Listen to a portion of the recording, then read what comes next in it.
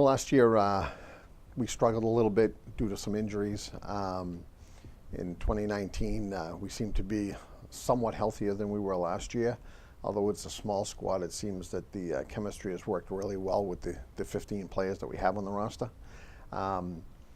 Girls seem to be working hard, and I know that several of them worked extremely hard over the off-season and have come in ready to play and have really stepped up a notch. So I fully believe that this year here we will compete a lot better as long as we stay healthy from here on out. So being in Spoko, it's a hard surface to take ground balls off of. It's hard to see where your infield will lay out and your outfield will lay out. So it's nice when we do have time that we can go on the turf, especially for the outfield so they can see some fly balls. But that's very rare. And going straight into Florida, taking ground balls right away, getting a feel for where everyone stands in the outfield, it can be challenging, but I think we did very well with it this year. One of the big positives was our defense and the amount of effort our defense gave.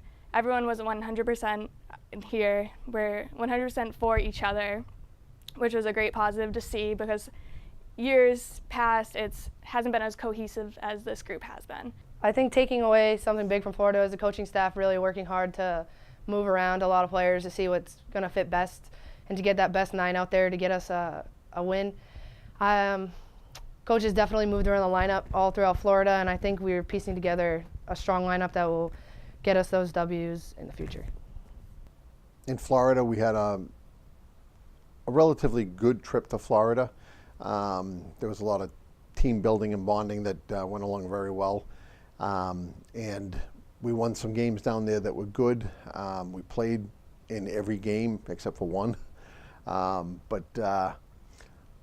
But I came back with a lot of hope for what I expect in the Northeast 10 up here. We played some tough teams. We got some very good pitching down there. We do, to be honest, we have to bring the bats around a little bit, but with great defense and good pitching, we should be in most games this year, which will be much better than the struggles we had last year due to the injuries we had. So all of the 4 pitchers, they got their opportunities and they really shined in moments. And that was a real positive because coming off of a pitcher that we used pretty much every game in Jen Mayette last year graduating, somebody needed to step up and fill her shoes, which were very big shoes to fill.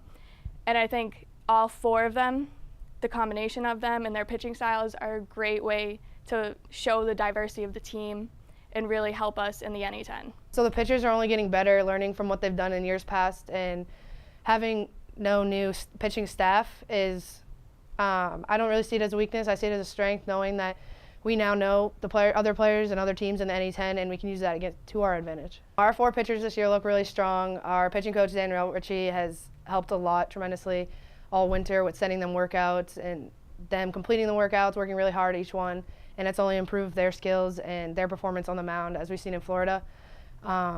We really look forward to seeing what they can do with the rest of the game schedule. When I talk about people who have worked hard, a lot of those people that are on our pitching staff. I think they came back last year because of injuries. They were thrown into a situation where necessarily maybe they had everybody were healthy. They would not have been in that situation. So there were some growing pains in games last year, which I don't expect to experience this year.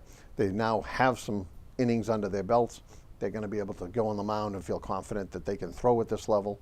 And with the work they did over the summer, I expect a lot more out of them. I think the biggest difference from last year to this year is those upperclassmen, Molly Bennett at short, Michelle at third, have really stepped up and they're beginning to communicate more with us and what they're seeing and not just going along with what they're told to do. They're thinking about the game more. They're thinking about where the next play is, where the ball is going to go. They're able to use the softball smarts that they gained maybe watching a year and kind of developing their skills more. That the communication's there. After every play, they're talking to us, letting us know like what they see, where they can go.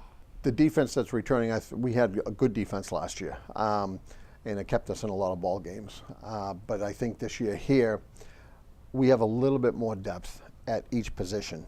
We don't have a lot of numbers on the team, but we have girls that play multiple positions very well. And that gives me some options as a coach as to who's hitting, who's struggling, and being able to put somebody in that spot without really missing a beat. because I think that's how talented this team is. They have very good skills at many different positions. I think one of the greatest strengths is definitely the heart of the game. We all love to play the game, and there's no doubt in my mind that everybody loves to be out there. But I think also we have really great depth within our lineup.